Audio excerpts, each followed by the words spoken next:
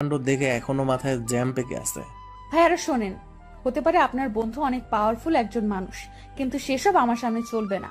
আপনারা এটা হয়তো শুনেছেন যে পুরুষ মানুষ যতই মহান হোক না কেন, স্ত্রীর রাজত্ব তার উপরে চলবেই। সো আমিও সেটা করব। আকাশ, তুই শেষ। তোর লাইফে তোর থেকেও ঘাড়তেরা কেউ চলে এসেছে। এবার বাছাধন পালাবা কোথায়? কি বলবো ভেবে পাচ্ছি না। বিশেষ করে তনুর আচরণে বেশ অবাক লাগছে। কারণ তনুর মতন মেয়ে যে আমার মনের সিংহাসনে কখনো রাজত্ব করে বসবে তা কোনোদিন কল্পনাও করতে পারিনি। তবে যাই হোক, খোদার কাছে শুক্রিয়া। কিরে, কথা বলছিস না যে আকাশ? আরে কি বলবো বল, নিজেই শক্ট খেয়ে আছি। শখ তো খাবি, ভাবির মতন মেয়ে যে তোর জীবনে চলে এসেছে। দোস্ত বাদ দে তো ওসব কথা, ওর ক্লাসের দেরি হয়ে যাচ্ছে। তোরা একটু বসে আড্ডা দে, আমি ওকে ক্লাসে দিয়ে আসি। আচ্ছা। এই তনু চলো। তনু আকাশের কথা মতন আকাশের হাতে চলে আসে। আচ্ছা শোনো না, আমার না আজকে ক্লাস করতে ইচ্ছে করতেছে না। সেটা বললে তো হবে না, ক্লাসের সময় ক্লাস। আর তাছাড়া এই কয়দিন নাকি তুমি ক্লাসে আসোনি। হুম। কিন্তু কেন? কারণ তোমার চিন্তা ভাবনায় আমার দুনিয়াদারি অস্থির লাগছিল। তোমায় সারাদিন কলেজের আশেপাশে তালাশ করিয়ে বেরিয়েছি, কিন্তু তুমি কোথায় যেন হাওয়া হয়ে গিয়েছো, তাই ক্লাস করিনি। এমনটা আর করবে না, প্রতিদিন নিয়মিত ক্লাস করবে। তা না হয় করব, কিন্তু এই কয়দিন কোথায় ছিলে? মনে মনে ভাবছি অসুখের কথা বলবো কিনা। না, এটা বললে কথা আরো লম্বা হবে। অন্য কিছু বলে দেই, বাসায় ছিলাম এই কয়দিন। আচ্ছা, আর এরকম করবে না কিন্তু।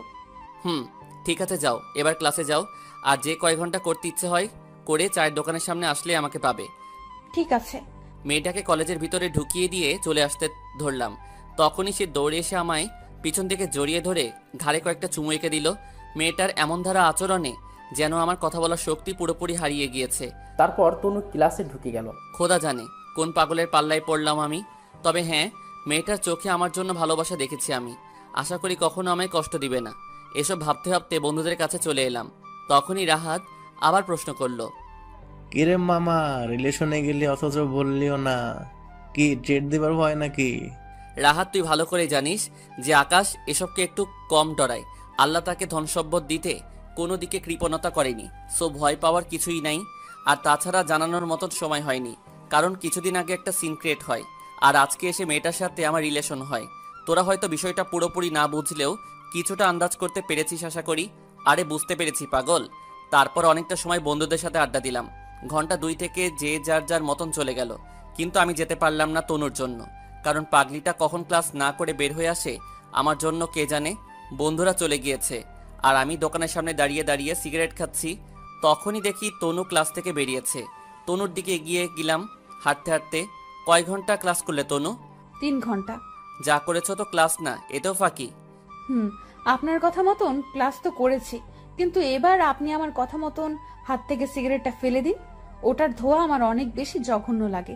সিগারেটের স্মেল নাকে আসলে মনে হয় পেট পাকিয়ে নাড়ি ভুড়ি সব বেরিয়ে আসবে ভেতর থেকে। আচ্ছা ফেলে দিচ্ছি, সিগারেটটা ফেলে দিলাম।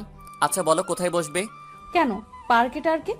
আশেপাশে তো একটা পার্ক আছে, কিন্তু কথা হলো তুমি আমার হোন্ডা শেষ করে দিয়েছো, এখন যাব কি করে?